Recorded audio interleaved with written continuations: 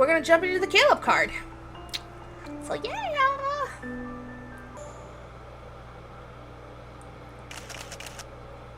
The sky is a dull gray. A plastic bag rustles in the wind and dances along alone through an empty, abandoned building.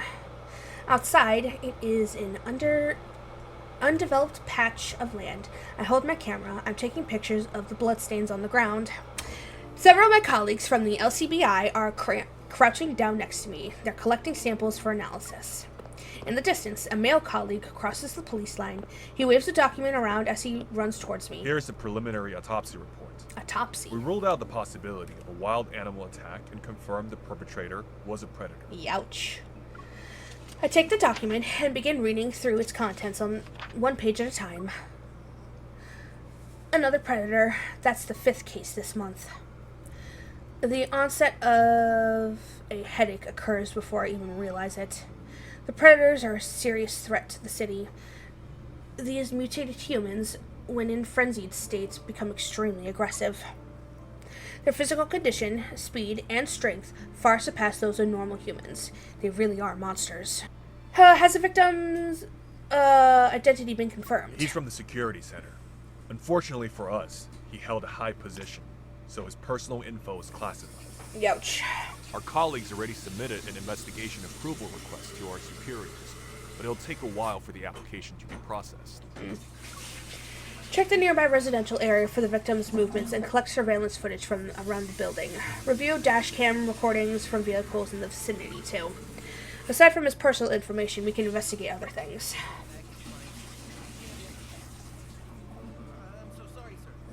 Oh, okay, they put him in his colonel outfit. That makes sense, but the white version. The commotion behind me makes me turn. A tall, familiar figure stands beyond the police tape. He's putting away his credentials. Caleb? What's he doing here? Caleb, wearing a uniform and carrying a file folder. Aw, look at him with the long hair. Ducks under the police tape that other people left for him. The colleagues around me recognize him. Lowering their heads to focus on their tasks, they stop talking. I heard there was another predator attack. I was in the area, so I thought I'd check in and see how everyone's doing. Mr. Councilman, I thought you were swamped with work, but you have the time to see us as we conduct our investigation? As soon as the words leave my mouth, a colleague nudges my arm and shoots me a warning glance. Their eyes scream at me to watch my tongue. The victim was a government official. It's a sensitive case. In addition, the predators have been a constant threat to our city's safety for quite some time. The government has always treated this issue with the utmost care. Let me ask a question, Enforcer. Can I get an estimate of how long it will take for the LCBI to solve this case? I raise my camera once more and try to find the perfect angle of documenting the crime scene. We're doing our best to move as quickly as possible. Is there a timeline the government is expecting us to meet? I'm wondering when a certain individual whose life has been nothing but this investigation will finally return home. I have a few more questions. Would you mind stepping aside so we can talk privately? Yo, wait, what? Sir? What? Sir? Okay, so we're clearly already on like a very, comfortable, like what happened with the other boys, but, it just feels like such a different level with Caleb. I shoot a glare at Caleb before giving my camera to another colleague. My colleagues sigh quietly to show their sympathy. Under their watchful eyes, I remove my gloves and follow Caleb into an abandoned building. Oh my god, my brain was immediately and he throws her up against the wall. They just start making out. Oh my god. What? The abandoned building? Come on. Come on. At least go into the alleyway or some shit. The abandoned building. Caleb and I grew up together. As homeless kids in the Southern District, we wandered the street and shared our hard-earned loaves of bread. Aww, they shared loaves of bread with each other. We narrowly escaped death at the hands of the predators countless times. But as we grew up, our paths diverged. He became the councilman of the city, while I became an enforcer at the Lincoln City Bureau of Investigation, or LCBI. Our different career paths often put us at odds professionally speaking. To avoid any unnecessary trouble, we agreed to maintain a professional distance in public, but behind that facade, we have a close bond. We haven't seen each other in ages. And this is how you greet me? Why am I like, picture him, like, we're like back against the wall and he has his arm above our head and he's just kind of like leaning in, being like, really? This is how you greet me? It's like, stop! Let's be so real. He would do that. He would 100% do that. You're interfering with an official investigation right now. Consider yourself lucky I haven't asked for your removal. Besides, how did you even know I was here? I have my ways of finding out the things I want to know. Will filing a report about the councilman abusing his power do anything? Thank you. You might find yourself implicated. After all, you're my closest confidant. I steal a glance at my colleague outside the building. Then I give Caleb's hand a quick, reproachful pinch. Didn't we agree to act like strangers at work? Why are you breaking the rules again? Oh, again! Again! Only then does Caleb hand me a file he's holding. Puzzled, I break the seal and pull out a report. It contains the victim's personal information and a detailed report on his recent movements. The victim often visited a certain club. Club. It's possible the attack wasn't random. As you can see, I go out of my way to bring you crucial information. And you still keep me at arm's length. Ugh, fine, I'll hug you. Fine, I'll let you embrace me. Ugh. Ugh. If I have to thank you. Ugh.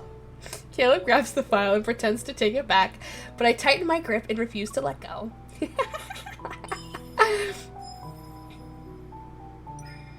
Suddenly, he releases his grip on the file, grasps my arm, and pulls me toward him. His lips are near my ear. You're awfully good at pretending we're not close. He's like, but I remember what you did for me the other night. Oh my god, my brain is so gone right now. I can't. He's making it so easy. He's making it so easy. Like, come on. You're coming home for dinner tonight, right? Say yes, and I'll play along.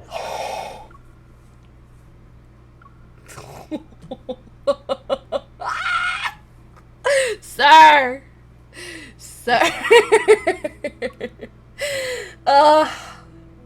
I slightly lift the file folder and wave goodbye. I turn to leave. I'll be working late on the case tonight, so I can't. Really? Awesome. I heard about this new place that just opened. Stop! I love that. That's so cute. Really? Awesome. I heard about this new place that just opened. That's too cute. He's like, okay, cool. I quickly turn around and use the file to cover Caleb's mouth. I push him behind a concrete pillar. Caleb, you... Fine, I'll have dinner with you. Happy? Oh, MC. Please, acting like that's so annoying to accept.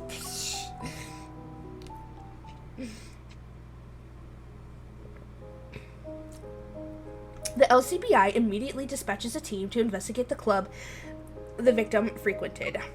To our surprise, the club turned out to be a massive black market. It sold information about the predators. Some rumors claimed the club was connected to the predator of the highest rank. Using his status, he maintained control over the diverse and chaotic underground world. I put down the investigation report. My mind is already racing. Was the victim killed because he learned too much about the predators during his investigation? The predator must be scared about being exposed, so they eliminated the threat. As I look up, I see the clock on the wall. It's already late. You're still here. You must be exhausted with how you stay up late every night for this case. Well, you know, it's the grind. Lost in thought, I barely acknowledge the male colleague who's approaching me. I nod in response and gather my things. I grab my bag and head for the stairs, but he follows me. He talks incessantly about what he did today. When we reached the ground floor, I noticed the raindrops beyond the glass doors.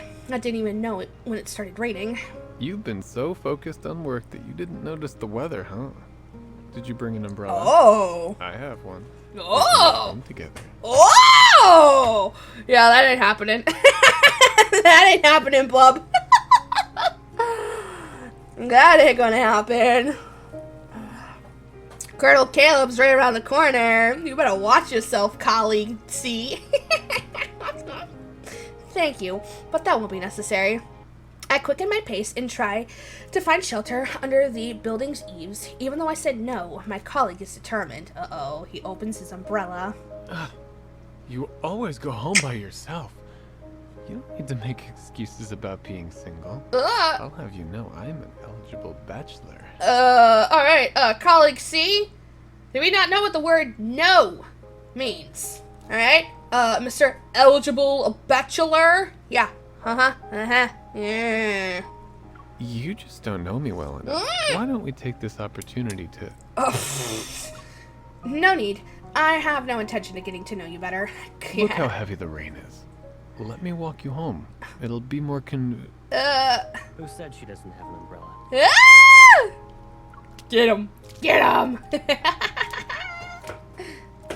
A shadow falls over me as Caleb appears.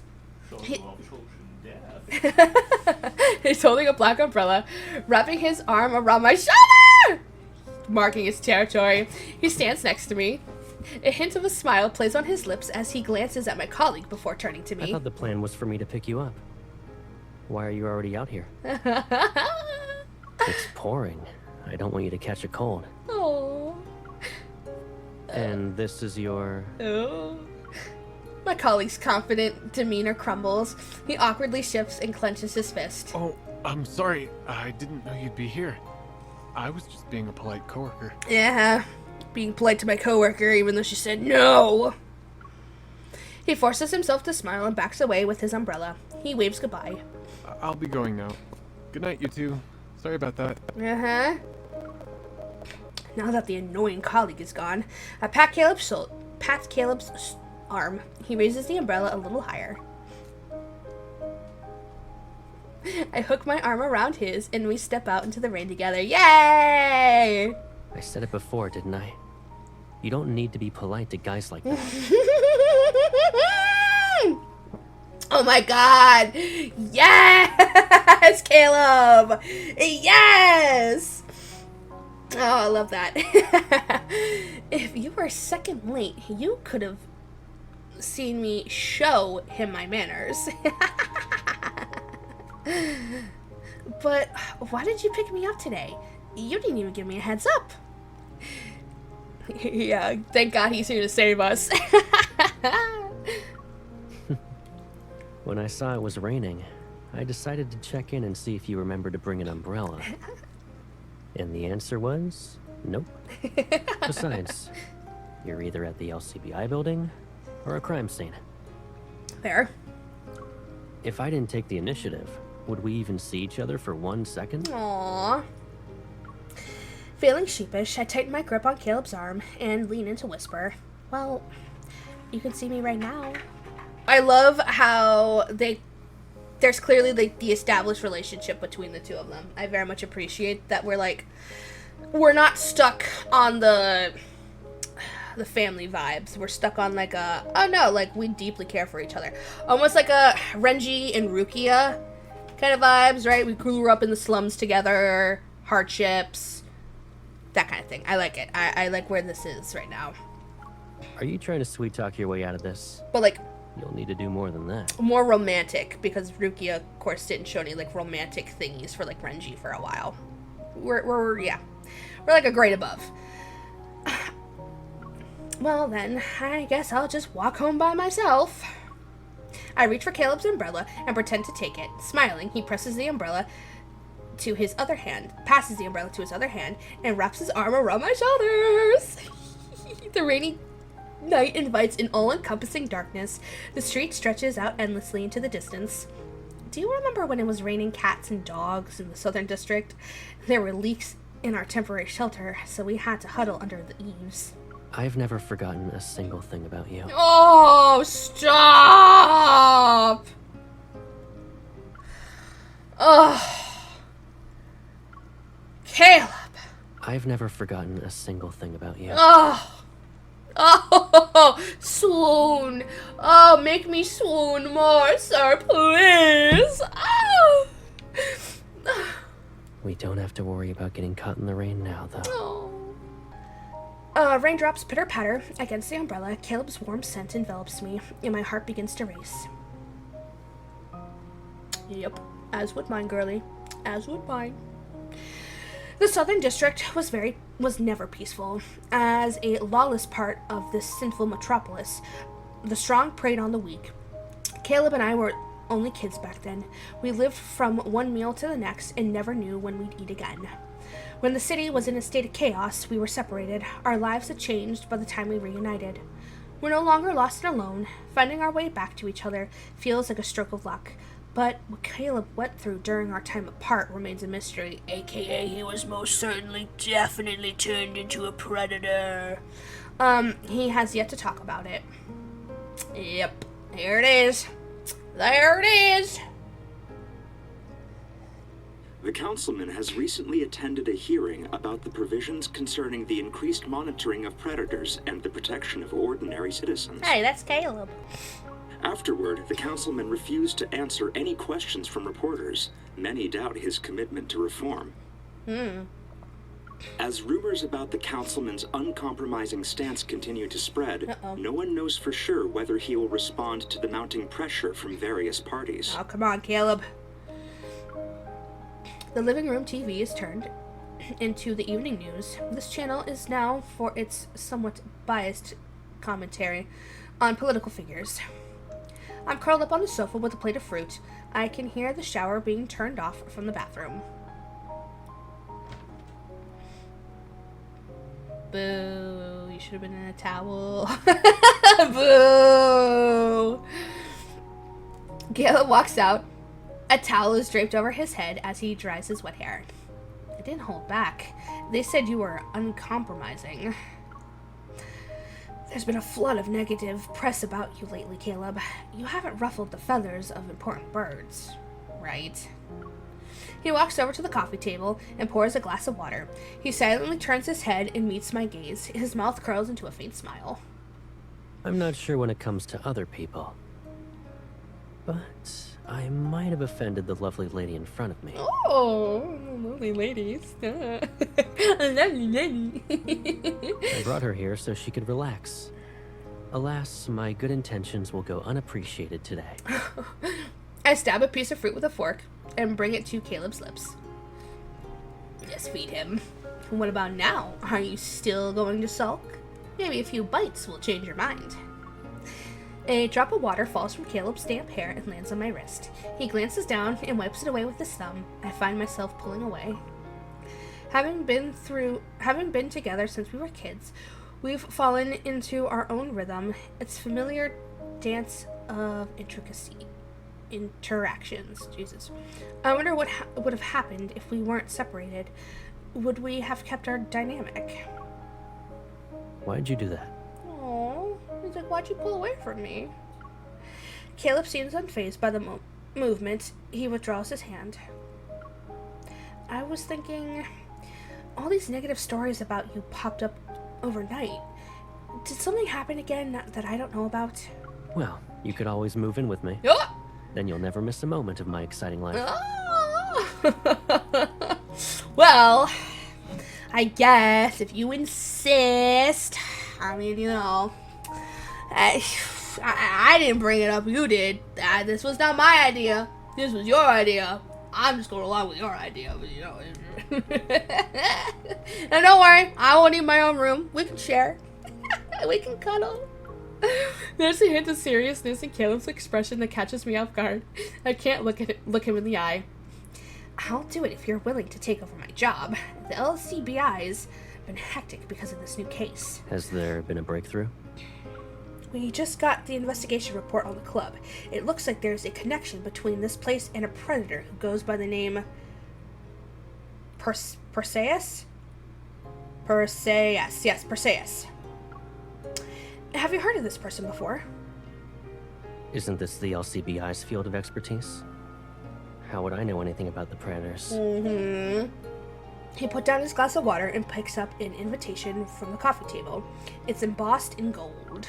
Ooh. You seem to be busy, huh? Not a lot of free time. I received an invitation to a party. Ooh. I was wondering if you'd be interested in being my +1. Oh, okay. As councilman, Caleb has received countless invitations for galas and parties throughout the years. On the other hand, I was never fond of these occasions. Is it another event where everyone kisses up to the councilman? Oh, why should a low-ranking enforcer like me be there? Because you're his +1. Unfortunate. Caleb opens the invitation. He steals a glance at me before nonchalantly tilting it so I can see the host's name printed on the card. It's from the club we're investigating. Since you're not interested, I guess I'll That have to didn't go sound by right. myself. I guess I'll have to go there by myself. As Caleb starts to put the invitation to the side, I reach out. Getting on my tiptoes, I snatch it from him. I didn't say that. And going with you won't be a bad thing, right? Don't worry, I'll definitely be on time. Caleb pays no attention to my attempt to butter him up. Instead, he tousles my hair. Now you're trying to charm me. And it's working.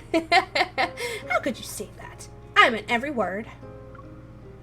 It's working. Perfectly arranged, vibrant flowers surround an intricately carved fountain. Lush, sculpted shrubs flank the sides to add to the garden's meticulous beauty. Elegantly dressed guests mingle in the garden.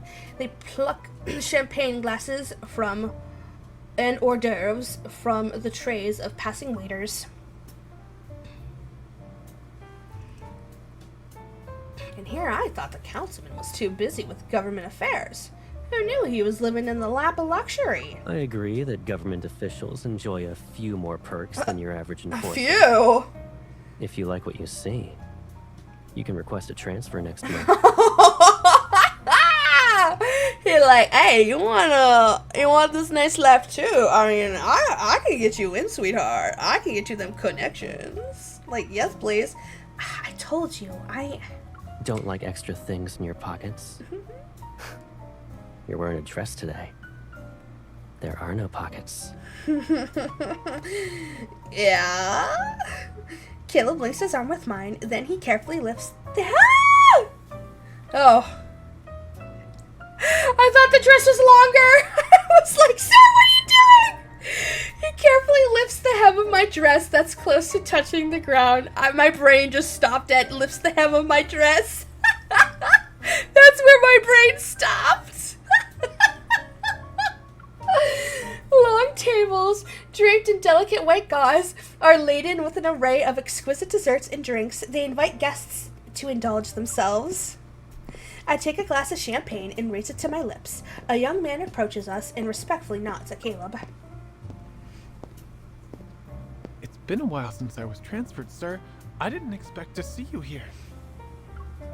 The young man's gaze flickers between Caleb and me. I try to pull my hand away, but Caleb gently presses his palm against mine to keep it in place. I just wanted to pay my respects. I hope you have a wonderful evening. Likewise.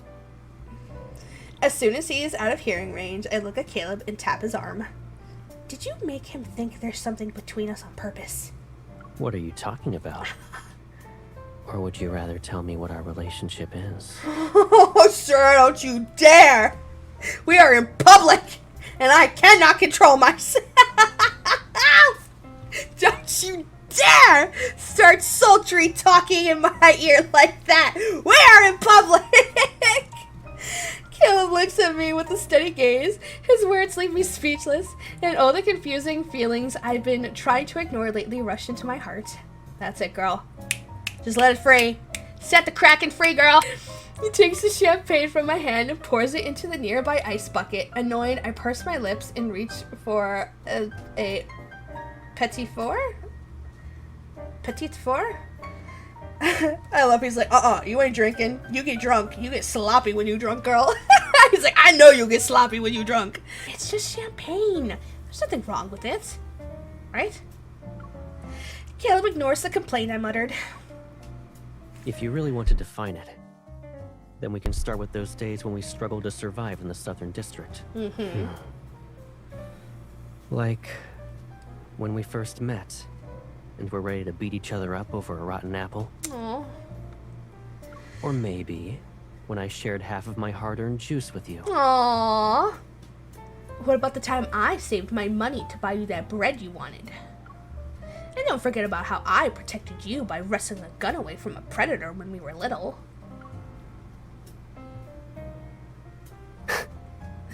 Caleb reaches out and taps my nose. I blink. Okay. You have the best memory in all of Lincoln. Feel free to try anything that catches your eye. Except the alcohol, of course. I need to go out and socialize for a bit. Looking past Caleb's shoulder, I take note of the guests who spotted him. As expected, they're ready to approach him at any given moment. Entertain yourself for now. And if you decide to snoop around, be careful. Aww. He still supports us, though, too. I let go of Caleb's arm. He lifts the champagne glass to discreetly bid me farewell. Then he turns and disappears into the crowd. He remembered that he didn't like these fancy gatherings. He didn't make me interact with anyone. I make my way to the dining area and sit down. As I nibble on some petit fours, I scan my surroundings and take in everything. All the waiters emerge from the other side of the garden. My gaze is drawn to the grand, castle-like structure that looms in the distance. There might be some valuable intel inside. I pop the last petit four into my mouth and get up. While no one's watching, I walk over to the building.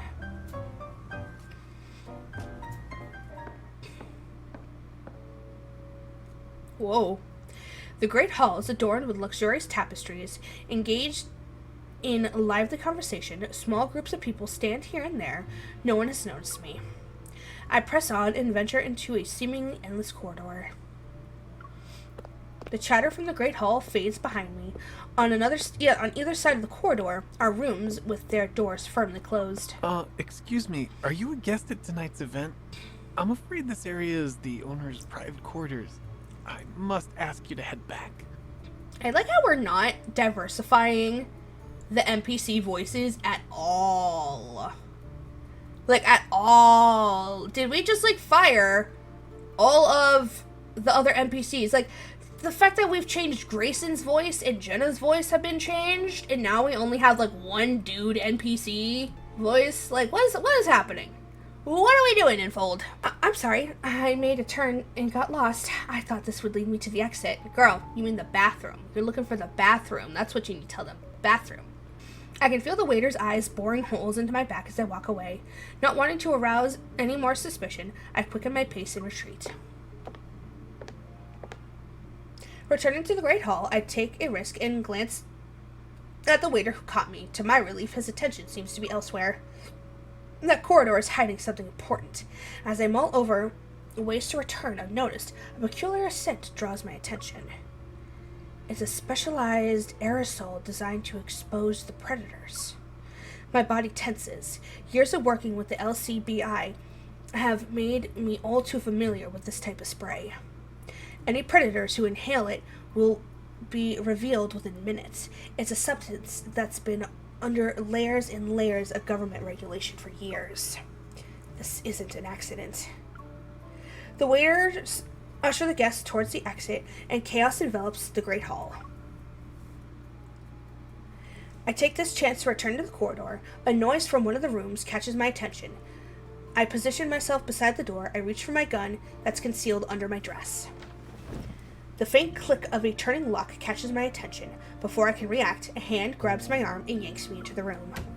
My back is pressed against a warm chest, and a hand is clamped over my mouth. Darkness floods my vision as my eyes adjust to the dimly lit room.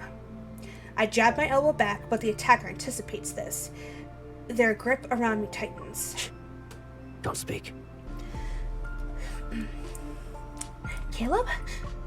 For a split second, I freeze. Then all the fight within me disappears.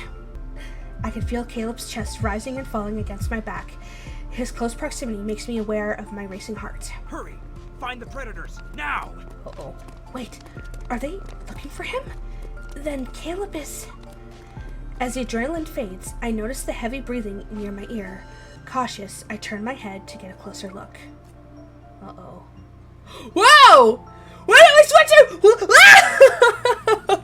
did we switch into this outfit? Whoa! Why? How are we just in this outfit all of a sudden? When did we switch? You just like what? Snap your fingers and you just fucking costume change? Goddamn!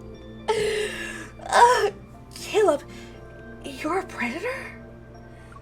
Oh my god, look at that face! Oh my god! The realization hits me like a bolt of lightning. The spray that's intended to expose the predators triggered his transformation.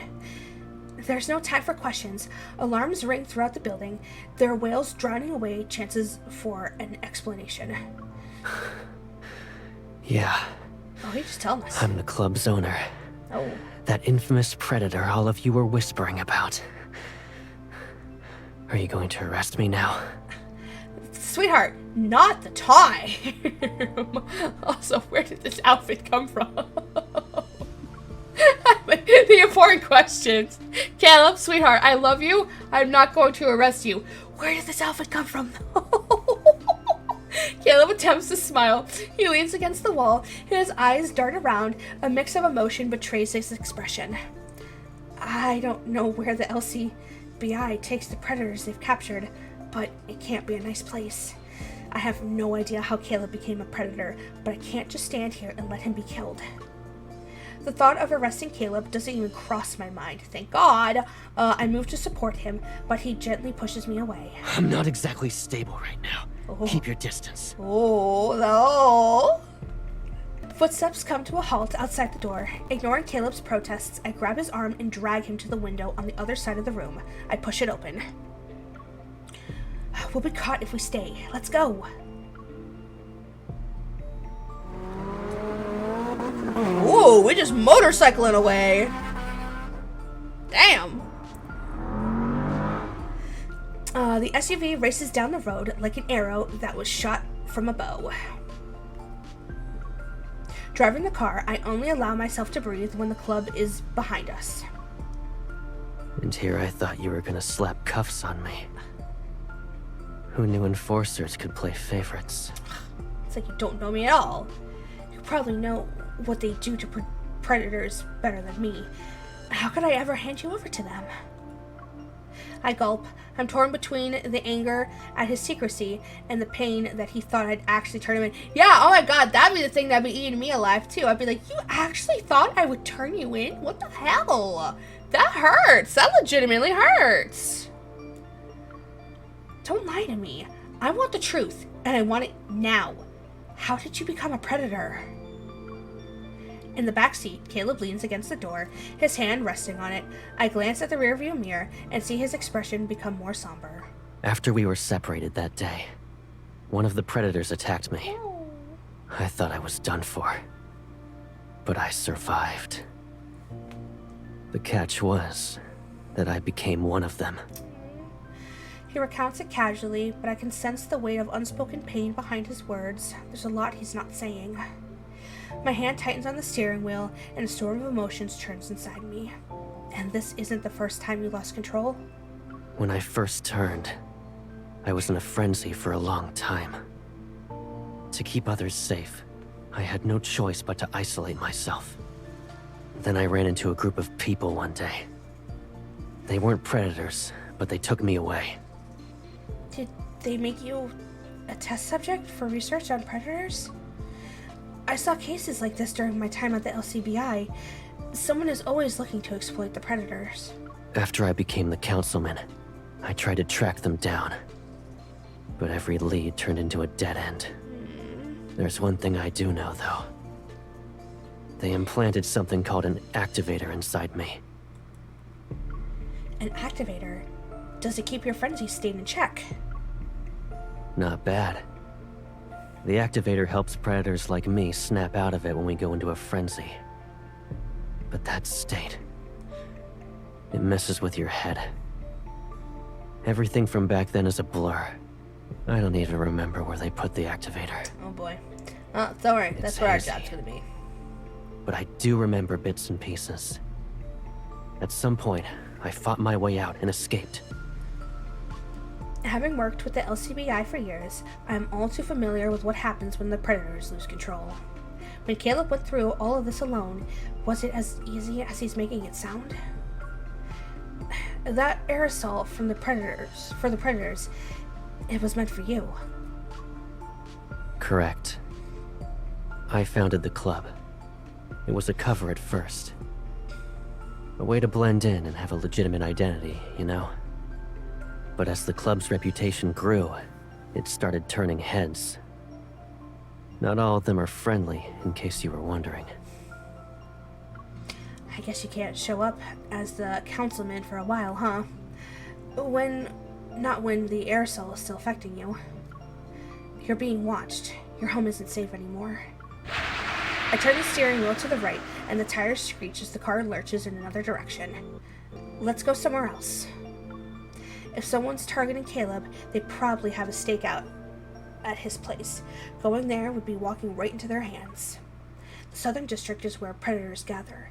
That might be the safest place for him right now. It's also where we grew up. Caleb pulls out a small device and his fingers dance across the screen. In an instant, our car, conspicuous as a prowling beast, vanishes. Oh! It melts seamlessly into the surrounding landscape. We ended up on a derelict street in the Southern District. It's a melting pot here, and the winding alleys can be used for cover. We should be safe from any pursuers for now. Puddles of dirty water dot the cracked pavement. Weathered concrete buildings stand next to each other. Their gray appearance a testament to the passage of time. These structures are relics and are amongst the oldest in the city.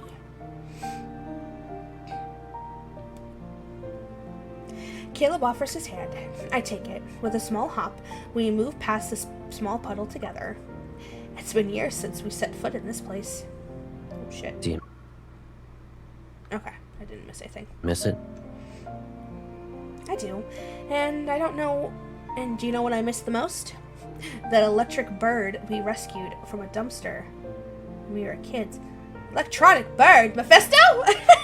Mephisto! What are you doing here, Mephisto? Why are you an electronic bird? As we turn the corner, the sights and sounds of a bustling marketplace engulf us. I used one as my alarm clock, and every morning you grumbled about how noisy it was. You threatened to throw it away, but you never did. You think I couldn't part with that noisy bird? Oh, I just couldn't bear to see someone in tears. oh, it's because he loves us. Said, I wouldn't have minded. After all, I knew someone would be there to comfort me. This street is far from ordinary. You can find daily necessities along with all manners of contraband here. Photon bombs, pulse rifles, and signal jammers for sale. We've been gone for a few years. Now look at this place. They threw caution to the wind. All I remember was someone confusing a real gun for a fake. Then she tried to rob me. What? I mean, it worked. He was scared out of his wits. Look over there.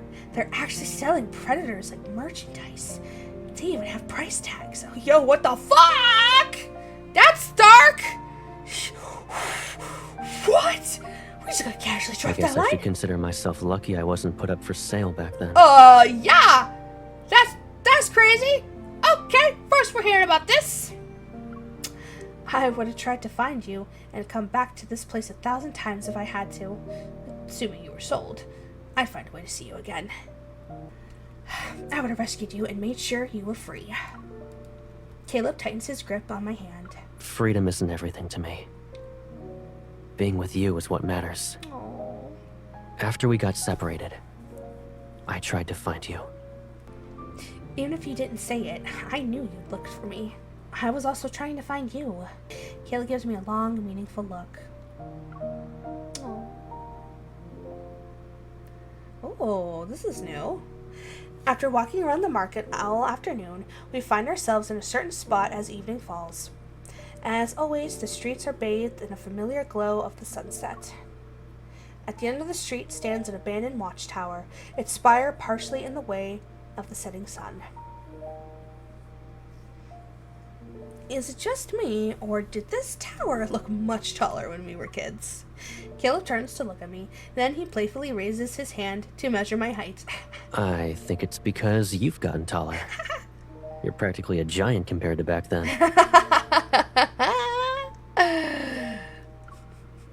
The same can be said about you. Thanks for the random compliment. The watchtower stands at the tallest structure in this part of the Southern District. Its top floor has been abandoned for a long time. Many years ago, the elderly watchtower keeper took us in. He had a shelter within these walls and shared a small room on one of the floors. Oh, sweet. When I'm gone, you two should stay here. Aw. Where are you going? You're not going to stay with us anymore? I'm going to a place where little ones can't go. Aww. Aww. The elderly man who was good to us and took us in is dying. The streets of the Southern District were blanketed in snow that winter. Caleb and I laid the old man to rest. After he passed away, this place became our home, and our small bed was right next to the window. Back then, I could see the sky if I looked up. Sometimes I could see Caleb's fingers perched on the iron frame outside, just like right now. Whenever I saw you sitting here all by yourself, I was scared. I thought you were going to leave me behind. I climbed through the window to sit next to Caleb. Really? Where would I even go? Maybe you'd head to the city across the river? Caleb raises an arm and wraps it around my shoulders as he looks at the opposite shore. Do you remember what I told you when you gave me that necklace in this very spot? It happened after we reunited with each other. I want you to have this necklace. If we're ever separated again for a long time, I'll be able to find you so long as you have this necklace. It doesn't matter how much you might change. You're giving me a gift and didn't even give me a warning. What? Not the point, my guy. It's easy to return the favor. My wish is a simple one. I want us to have a home together. That's all I ask. Caleb raises his hand. The necklace's apple-shaped pendant hanging from his finger. It reflects a soft, silvery light against the backdrop of the setting sun. Oh, he still gets the necklace even in this world. Even in this timeline. The river splits the city in two. Our side is the Southern District. That's dirty and chaotic. The other side, though, is a city of towering skyscrapers and bustling streets. It's as if the sunset prefers that place. The river under our feet sparkles in the setting sun. Just like before, we stare at the city on the opposite shore. I promise our home will be there. Aww. I promise our home will be there. Aww.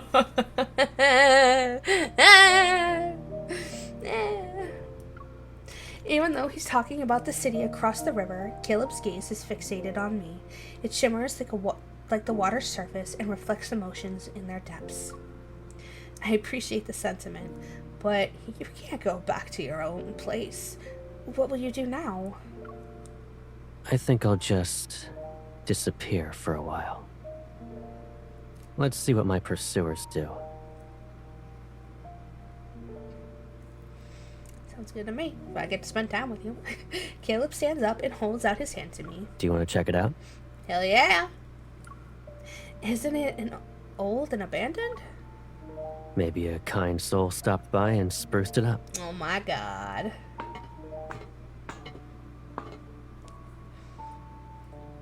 I follow Caleb up the winding staircase to the top of the tower. The bare cement walls are exactly as I remember them. The old, sturdy wooden door hasn't changed either. I have a feeling a big surprise is waiting for me. Caleb just smiles and nods towards the door. He silently urges me to open it. Confused yet curious, I do just that. Oh! Oh my! It's beautiful! Look how fancy he made it! I'm stunned. The interior has been completely transformed, and the top floor has been divided into several fully furnished rooms. I stop in my tracks. With widened eyes, I turn to Caleb. When did you turn the watchtower into this? You weren't the only one who missed this place. Oh, it really feels like a home now. I approach the nearest room and reach for the doorknob. But before I can turn it, Caleb's hand covers mine. He's standing right behind me, and his face is close to my ear as he leans in. This room isn't quite finished yet. We'll save it for another time. Oh, okay. I turn my head and study his expression. It's your secret base, isn't it? Sometimes secrets are nothing more than the burdens we carry. And right now, my biggest secret is trying to figure out how to decorate this room. Caleb's honesty is disarming. I decide to let go of my suspicions. Why don't we do a trade? I'll show you something I know you'll like instead. Caleb takes a step back and picks up a small tablet from the nearby cabinet. His fingers dance across the screen. A soft whirling catches my attention, and my eyes try to look for the source of the sound. Oh, it's the bird! At the far end of the room, a hidden door slides open. Light flickers on to reveal an arsenal of weapons. At the back, a sleek new aircraft, Jesus, gleams on a launch pad. Oh, fuck it. Okay. Councilmen get paying good. Councilman gets the good paycheck. It's ready to take to the skies at a moment's notice. Caleb, you've been way too busy behind my back. My fingers trace the sleek lines of a new pistol. It's the one I requested from the LCBI, but I never received it. I think you're upset because I didn't tell you I had your dream gun. I can see the saliva dripping out of your mouth. Sir! That saliva's dripping for a different reason, but sure, we'll go along with that. Did you say I would like this place? I should act excited then. I wouldn't want to disappoint you. In one swift motion, I point the gun at Caleb's forehead. He doesn't even flinch. He smiles and crosses his arms. Ugh, I can't even scare you anymore. Lame. FC, what the fuck? That's not something you should be so casual about. Oh my god, MC, what the fuck? I tossed the gun back to Caleb. Who says I was scared? Maybe I was just playing along the whole time. Uh-huh. Caleb, you're terrible. How? You used to be happy every day. Those were good times.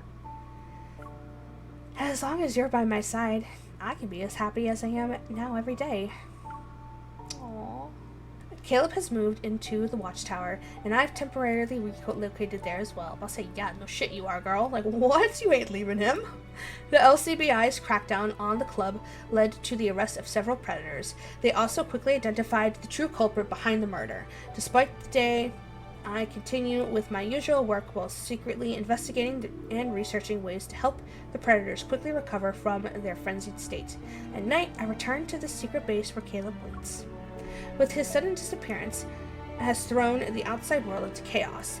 There are even rumors that Caleb himself might be a predator, yet Caleb remains unfazed. He often spends time alone in the armory. I mean, clearly someone knows he's a predator, hence the aerosol spray at the party that he was attending.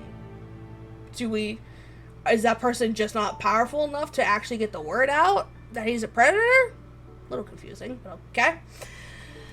Spends his time alone in the armory and tinkers with discarded parts. Sometimes a holographic screen shows the news while he busies himself. With an aloof air, he listens to it.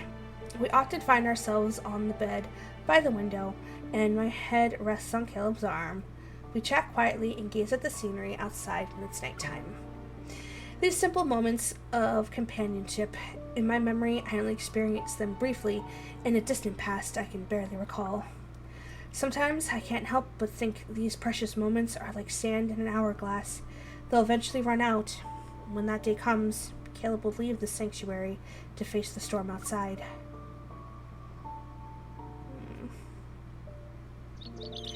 In that hazy state between sleep and being conscious, I hear birds chirping. Their cries drift in from somewhere beyond the edges of my fading dream. As the warmth beneath my fingertips becomes more pronounced, I open my eyes. Caleb's sleeping face is just centimeters away from mine.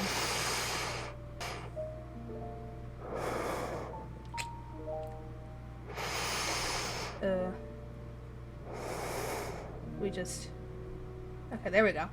I realize half of my body is draped over Caleb's chest, and my palm rests on his collarbone. His eyelashes flutter ever so slightly with every breath he takes. As the reality of our position sinks in, I don't move in case my breath disturbs this moment. I don't think we were like this when we fell asleep last night. I slowly lift my hand and try to move away, but Caleb is fast asleep and unaware of my movements. His eyelashes are still as long as they were when we were kids. After watching him for a moment, I poke his chin. He doesn't stir. I guess he's out cold. MC, oh my god. She's like, alright, time to fuck with him. I decide to be a little more mischievous and tickle him. I finally get a reaction. He stirs, wrapping his arm around me as he rolls over. Ooh, his chin rests on top of my head. It's as if he's about to wake up. I quickly close my eyes and pretend to be asleep. A moment passes before Caleb embraces me more tightly. He strokes the back of my head. You wake me up only to pretend you're asleep? I didn't wake you up. It was the birds. Birds aren't that mischievous. I try to cover Caleb's mouth with my hand, but he just softly laughs. He props himself up on his elbow and catches my wrist. I finally managed to get rid of that electronic bird alarm of yours. And now you've decided to wake me up every morning? You ain't complaining. So you still have a grudge against my bird alarm? It wasn't that bad. Our faces are so close that our noses are almost touching. His breath is warm against my cheek, and in the soft morning light, I can see his fine, delicate hair. Something in the air seems to shift. I acknowledge it, but I don't think about it. Instead, I close my eyes for a moment. I can hear a heart racing, but I'm not sure if it's his or mine.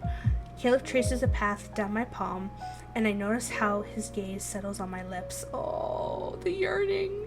The yearning. Will he move closer? It's at this moment I become keenly aware of a secret longing hidden in the depths of my heart. Caleb slightly lowers his head and nuzzles my cheek. As much as I would want for this to be his kiss card, there's no way. Because it's an alternate timeline.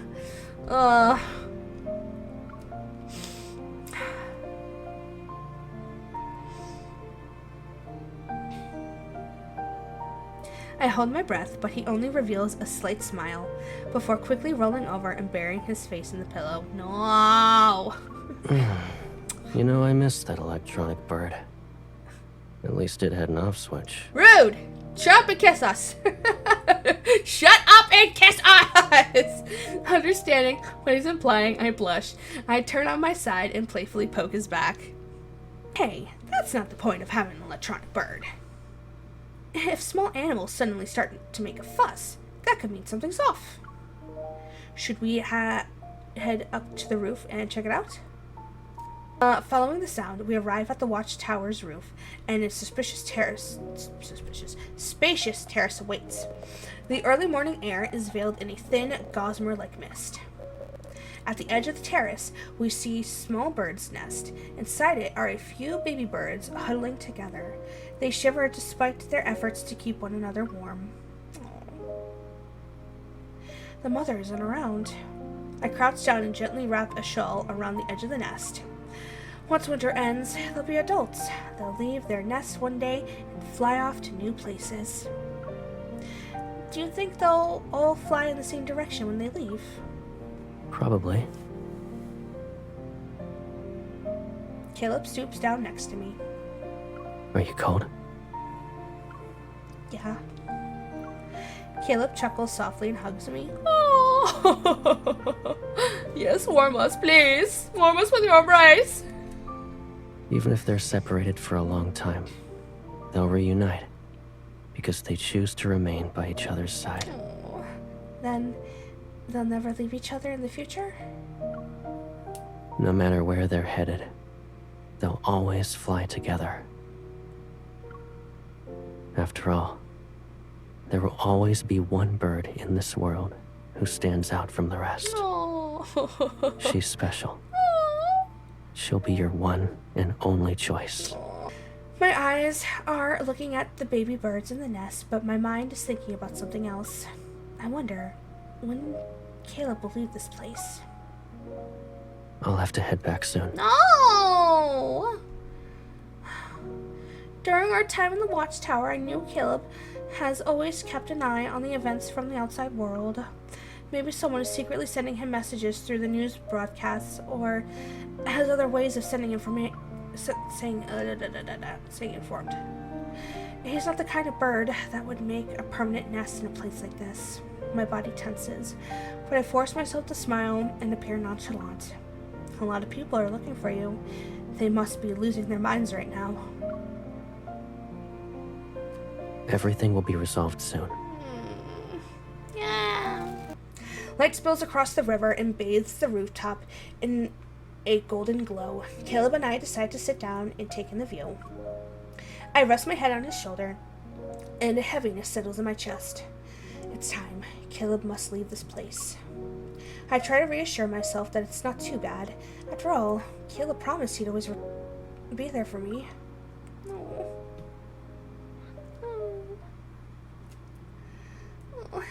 I readjust to the monotony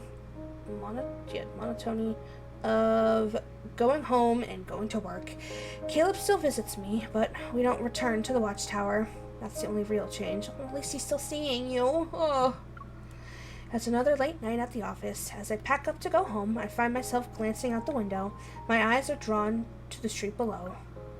Across the LCBI building, and under the soft glow of a streetlight, sits a black car. It's silently parked along the curb. I make my way downstairs as usual. I pause at the entrance, but after hesitating for a moment, I decide to approach the car.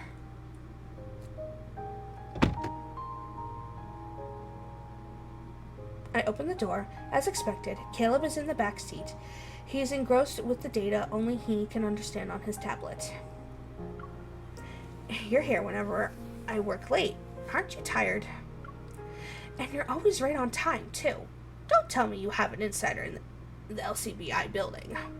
Don't worry. You're my one and only insider at the LCBI. Mm-hmm. I'm just doing my part to make sure there aren't any more annoying coworkers when I'm not around. He's like, I gotta make sure my claim was properly staked when I came and rescued you that one night. Ever since Caleb returned to his government job, the political climate has become ruthless. A power struggle between opposing factions is playing out behind the scenes. You're so keen on handling my affairs. What about yours? Caleb remains silent. The car engine starts, and we slowly begin to cruise through the streets at midnight. Damn, girl. I just wanted to see you. Oh, you can do that whenever you want. The people behind the aerosol attack at the club are trying to take me down. They'll stop at nothing to seize power. I'm completely in the dark about your plans and what you're going through. Caleb, if only... Do you want us to keep living like this? Caleb cuts me off. As we drive, the streetlights flicker. His profile shifts between light and shadow. You already know my wish. Our little chess game has reached the final round. But you'll keep facing new threats because of them, right? Answer me, Caleb. Yes. Caleb reaches across the space between us. He tries to hold my hand. No! But I move away. No! Hold his hand! Hold it! Ah. His lips form a thin line, while resignation and determination mix on his face. He tries again, and our fingers intertwine in a firm grip. Good! Mostly, don't you fucking dare! Don't you go away! Caleb is omitting a lot of information. In that case, I'll have to uncover the truth on my own. With all those weapons in Caleb's base at the watchtower, maybe there's more to it than meets the eye. I visited almost every place, except for that room. I never opened the door to it. Oh boy. She opened up the secret door. It's been a while since I set foot in the watchtower. Everything is exactly where we left it. For a split second, I have this absurd notion that if I push open the door, Caleb will be waiting for me. I approach the room he never let me enter. I only want to see if the door is locked, but to my surprise, it opens. As soon as I look inside, I freeze. Oh my god, boy's got fucking cameras everywhere. He watching us. It always feels like somebody's watching me. And it's totally Caleb. Whoa. One of the walls is covered in a wide array of screens for surveillance cameras. I recognize several of the locations on the display. The street outside the LCBI building, the office, and this blinking red dot is my current location. Uh-oh! Uh-oh! The Yanks are singing again. No wonder Caleb always knew where I was. How long has this room been here? Why is he doing all this surveillance anyway? But the thing that sends a chill down my spine is a set of heavy chains on the floor. They're next to the monitors. I pick up the chains and trace the dark red stains that speak of a desperate struggle. I should have known. Caleb is a predator. It's impossible for him to not go into a frenzy. He loses all reason when he's in that state. Maybe this is where he confines himself so he doesn't hurt anyone. I take a deep breath and try to calm my beating heart. Putting down the chains, I notice a notebook on a nearby table. I open it. The first words on the page make my breath hitch. Long time no see. Shut the fuck up! The entry's date is from several years ago. This was written before I reunited with Caleb. My heart pounds in my chest as I flip to the next page. The LCBI is always busy. She's working late every night. Oh my god. He's keeping tabs. Another late night snack. She must really like this place. Aww. I quickly flip through several pages. Yeah, man. Is she still looking for me? Aww. Or did she forget about me? Now that she's surrounded by other people. Oh no, never. That's so sad. Aww. I returned to the watchtower today. After I recover from the initial shock, complex emotions wash over me. I close the notebook and dial Caleb's number. What about a possum? Oh, 100%. Oh my god. Raccoon, possum, they'd be bestest buddies. We make the best buddies. Where are you?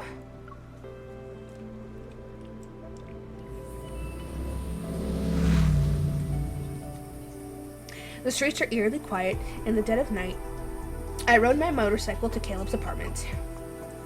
I run my finger over the notebook's cover one last time before knocking on Caleb's door.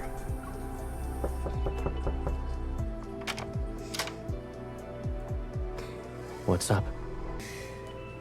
There are things you refuse to tell me about, so I had to find answers myself.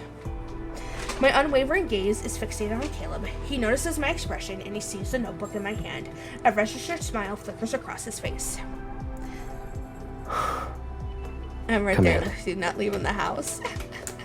Look, I want to leave the I house. thought we agreed that room was off limits. Well, I told you that secrets are nothing but burdens on the heart. yeah, well, you know. This involves both of us. What gives you the right to keep me in the dark? I hold up the notebook. If you knew where I was all this time, why didn't you see me sooner? Well, you saw everything. The surveillance equipment, the chains. I'm a predator now, too. I mean, we already knew you were a predator, Back sweetheart. then. We still loved you. I couldn't trust myself not to hurt you. Aww. So, you made that choice for both of us? We stand where we are, and neither is willing to break the stalemate. Then, Caleb takes a step toward me.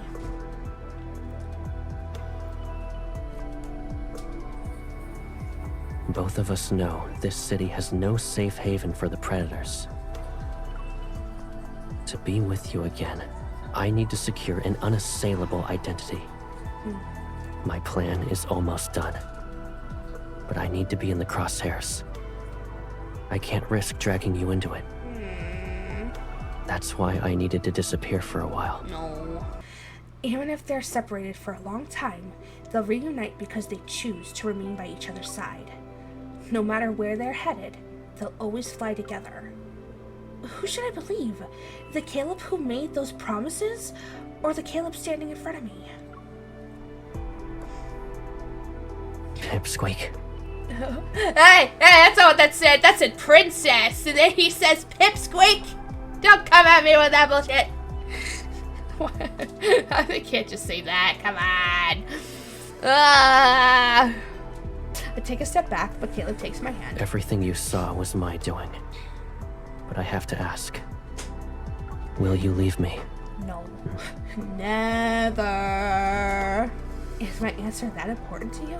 It means everything to me.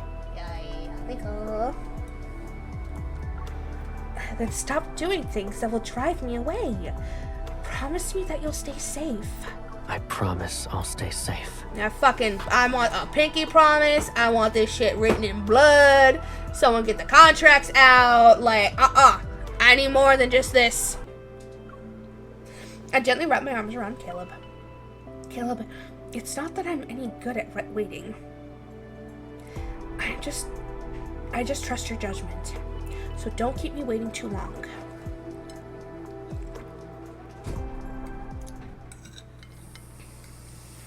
Since that night, Caleb said goodbye to me. Oh, his car never appeared outside the LCBI building again. On those rare nights when I worked overtime, I found myself waiting in vain for the person who would pick me up. The LCBI is as busy as ever. We developed new tracking gadgets that can deter the predators. It leads to a decrease in cases. Caleb always accomplished what he set out to do. I thought if I trusted him and waited, he'd return. Then a news report shakes all of Lincoln. The long-absent councilman is confirmed to be a highly dangerous predator, and he's already been assassinated. Rumors circulate through every shadowy corner in the city, and yet I have no way of contacting the person in the eye of the storm. But I won't let him disappear from my life. A fine layer of dust covers the door to Caleb's apartment. No one has been in this place in quite some time. Like, I know he's faking his death, but it's still sad, because she thinks he's actually dead. I know the passcode. When I open the door, I'm greeted by silence and a floor with items strewn about. Hey, producer. Can you come read this while I eat the cake? As I step into the room, my foot brushes against a bullet casing. Hold on. Producer's gonna do some reading. Go ahead.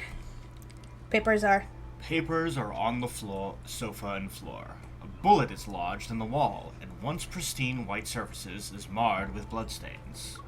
It can't be. Caleb is a predator. Dun dun dun. Okay, come on, someone. He wouldn't go down that easily. He must be at the watchtower. If Caleb is injured or in a frenzy, he'd go there.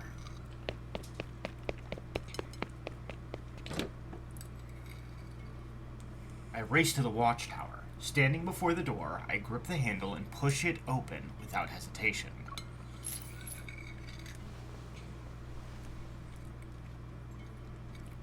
The rattling of chains echoes throughout the room.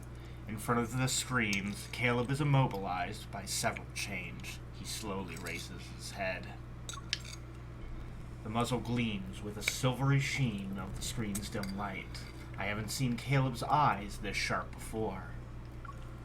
He's injured, and despite the predators having extraordinary healing abilities, traces of blood still stain his arm. Oh, healing abilities. I think that's the first we've heard that. You figured out what happened, didn't you? Alright, scene's coming. So why are you here? Alright, don't go yet. Yeah. Alright. I'm always letting it give it a second. Yeah. He was chugging. Yeah, it's usually what happens when the Kindle scene's about to come. Everything starts to chug just for a second. Chug-a-lug. Chug-a-lug. Oh, fucking cake. You chose a hell of a time to make it. I wanted it. And so do I. Influencing me like this. How could you? I'm gonna take it. Thank you. Alright, sorry guys, 1 second. You can't just make a chocolate lava cake and expect me to not partake, you know?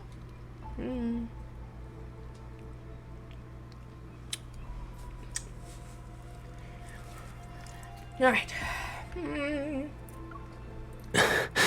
You're the last person who should be in front of me right now. I'm the only person who should be in front of you right now. What about you? You promised to keep yourself safe.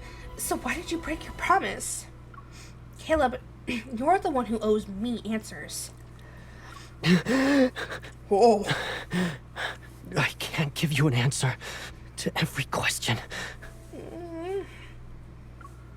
I won't leave you here all by yourself. And you're wrong. I'm the only one who has every right to be here right now. Oh, stop. Oh my god, damn! Oh my god, you cannot. You cannot. Oh, come on. I got nothing. I can't give you an answer to every question. Damn it. Oh, I want that. Ugh. Caleb struggles before me. His eyes reveal his pain, yet there's also a dangerous gleam. The chains on his wrists clatter to the ground. A dangerous aura surrounds Caleb. He slowly approaches me, and the chains drag on the floor. I back away, but deep down, I know he would never hurt me. Oh, here we go! Since you chose to enter this room, leaving is no longer an option.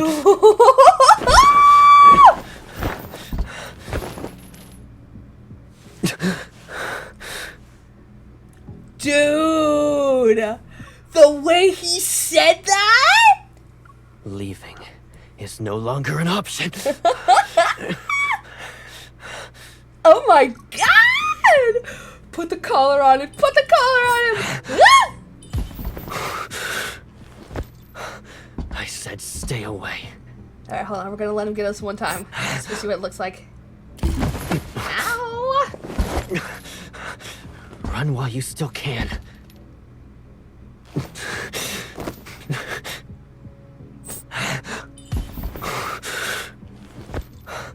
I said stay away. Oh, okay. Putting the collar on him again.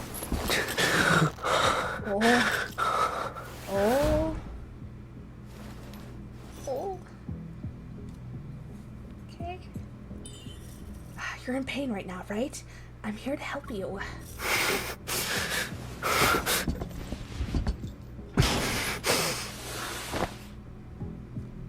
Oh. This calms Caleb to some extent. I need to find the activator on his body.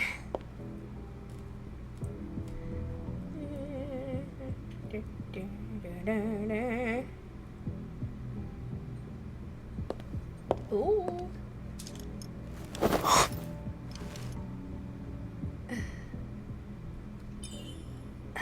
Oh, shit.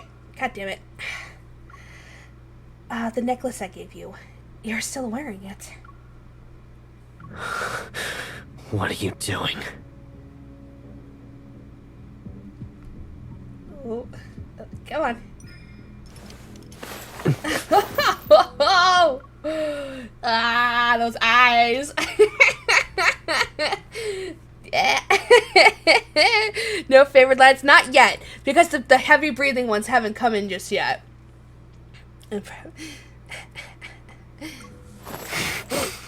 Oh. Ooh, I kind of like that one too. Initiating full body scan of the target. He's keeping it in his mouth too. Oh my god. He's keeping it in.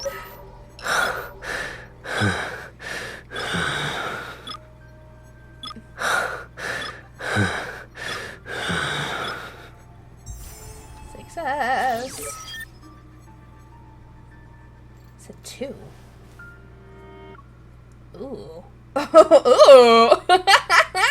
Ooh. Kind of like that one. Not there it is.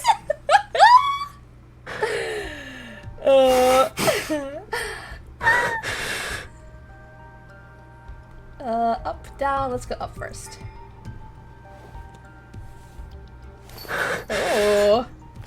Damn, MC. Am I a plaything to you? Ooh.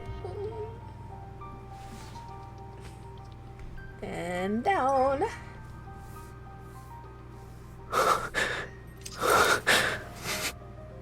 Probing for something.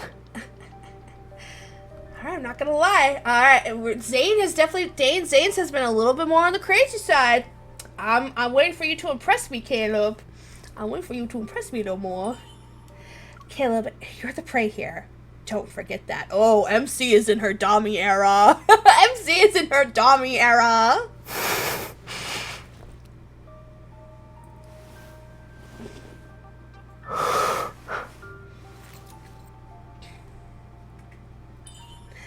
The activator is behind his ear? Ooh! Ah! You approached me first. You walked right into my trap. Ah! Turn off! The path ahead is treacherous. So why don't we lose ourselves in Oh, each other? fuck, I think I fucked.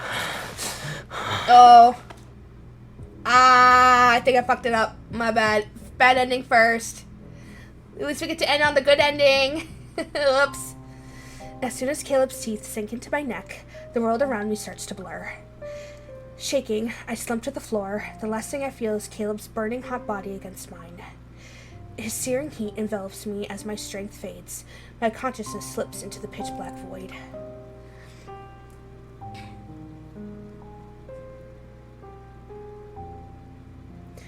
A sharp pain in my neck jolts me from my stupor. When I come to my senses, I see the flickering light on the screen. Someone's arms are tightly wrapped around me. Caleb? Oh, he's like freaking out. Oh. I'm here. Oh. His head is lowered, and his pupils have become unnaturally dark. I want to say goodbye. No! Properly. No! No. Caleb, what are you talking about? I try to lift my hand. I want to touch him, but my fingers betray me. They tremble uncontrollably. Caleb's burning hand envelops mine as he guides it to his cheek. He slightly turns his head and plants a soft kiss on my palm. I'm afraid you'll blame me later because I didn't tell you anything. Oh. Don't go. Desperate, I try to hold on to his hand, but it's as if he's slipping through my fingers no matter what I do. No. I might be in a frenzy for a long time, Wait for me. When I recover, I'll return to you. No. Don't.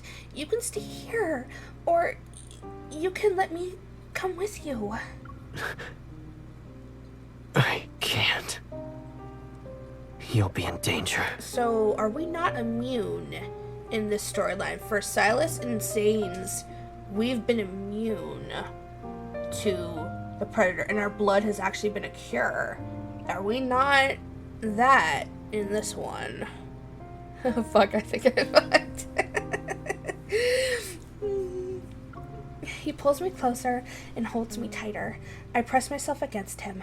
I try to commit every sensation, every breath of his to memory. But Caleb's presence begins to disappear.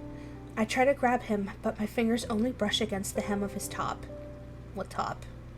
They did that with Zane's too. Guys, these are not tops. These are straps. These are straps. Oh. Rest. When you wake up, it will all be over. Wow. As long as you're here, I'll find my way back to you.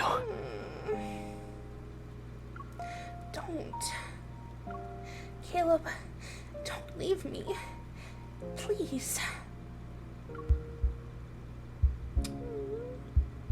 I don't like anyone. Wait for me. All I can hear now is Caleb's heartbeat, and then it slowly fades into the distance. The door closes with a soft click. He's gone. The world around me becomes a pitch-black void. I fall once more into the depths of unconsciousness. Oh, I don't like this one. I bought your favorite birdseed again today. The tiny fledglings have grown up.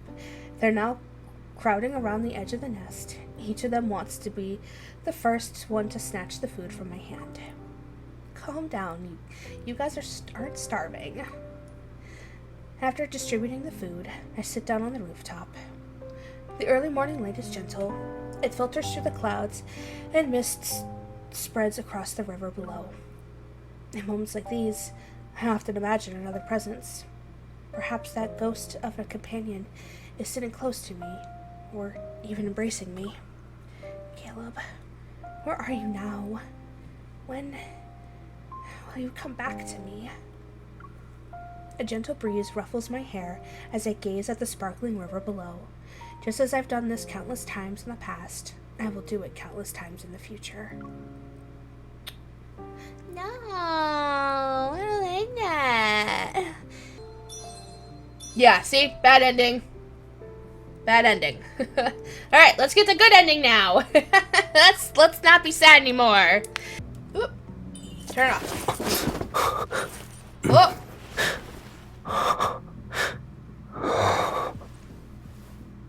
There we go. How the fuck did you figure that out, girl? Are you doing this out of pity? Aww. Oh, that's what I was looking for. That's what I was looking for. That's a face I can cradle in my hands and give him kisses. Cuddles. That's what I was looking for. Then, when this night is over, will you stay with me? Oh, yes! 1,000 times yes! Oh my god. Yeah, we're gonna get that one too. Oh my god, 1,000 times yes. Oh. Man. Baby thought we wouldn't stay with him. I would 1,000% stay with him. Caleb holds me tightly in his arms. I wrap my arms around his back, and my hands slowly trace patterns along his spine. Oop, not that. We stay like this for what feels like an eternity. Then, Caleb slightly loosens his grip and nuzzles my cheek. I'm okay now. Aw, they told me you were dead. Someone assassinated you. I saw blood in your apartment, and I thought it was yours. They were wrong. I promised to come back to you, didn't I? I won't go down without a fight. Caleb gently opens my hand and presses it against his cheek. I don't believe that. I need to check it myself. Do you have any medicine here? I get up and retrieve the first aid kit. Then I sit down next to Caleb. His body is marked with several bloody scabs from the chains. And as I carefully remove them, I apply medicine to each wound. Don't neglect your injuries just because you're a predator. You care about me, and that's more than enough. Aww, Caleb. Caleb hasn't fully recovered. His head slightly droops to show his weakened state. As I finish treating his wounds, I get up to return the first aid kit to the cabinet. Caleb grabs my arm, and I lose my balance. I tumble into his embrace. There's so much I need to tell you. Aww. Caleb, I'm not going anywhere. I have all the time in the world. Back then, I used to love being alone in this room. Caleb holds me close as he lifts his head. He stares at the screens that line the wall, and his gaze lingers on them. I always wondered what you were doing and what you were thinking. I questioned why you went to certain places, who you hung out with. And I was worried. If you ever found out how I kept an eye on everything you did for all those years, would you leave me without a second thought? Oh, Caleb. His gaze shifts back to me. The calm surface of his eyes fails to hide the tempest of emotions underneath. Whenever you want us to go, whatever you want us to do, I'll be there. No questions asked. So, instead of watching me from afar, why don't you experience life by my side? Oh. From now on, I'll be by your side every day. Yay! Better fucking pinky promise me that one, bitch. Can't break that one. Caleb's gaze softens. He buries his head in my shoulder, as if he's seeking the certainty of warmth in my embrace. I already dealt with the assassin who came after me this time. I'll track down all of his accomplices. It's not about sending a message, you know. I won't let any of those insurgents slip through my fingers. And once we leave this room, I'll make your wish come true. The home I want is the one where we're together. If you leave me behind again, I'll lock you up in here myself. Do whatever you want with me. But let me rest in your arms for now. Oh, Caleb, Pookie. We stayed in that room for a long time, and together, Caleb and I wrote down the date in the notebook he used to track my movements. That entry might well be the last page. Eventually, everything dramatically changed as Caleb predicted. As a councilman, Caleb restructured the city's core leadership and implemented several measures to prevent and reduce predator attacks on civilians. These initiatives became the talk of the town, and any doubts about his status as a predator disappeared like a passing breeze. And my wish finally came true. Oh, yay. Are you heading out early today? Yeah. I saw your friend again. He's waiting for you outside. Oh. It must be nice to have someone pick you up every day. Why are you talking like that? Smiling, I say goodbye to my colleagues, grab my bag, and run down the stairs. It rained during the day, and so that the night air is coated in the scent of the dampened earth. Caleb is standing by the car. As soon as he sees me, he opens the door and gets in. I quickly follow suit.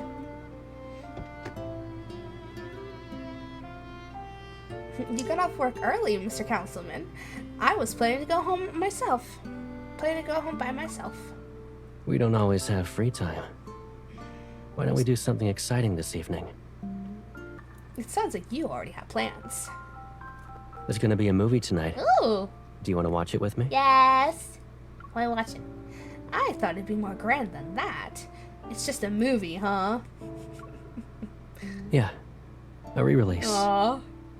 When it first came out, I still hadn't found you yet. Aww, he's like, I always wanted to watch it with you. So, you watched it alone back then? Yep.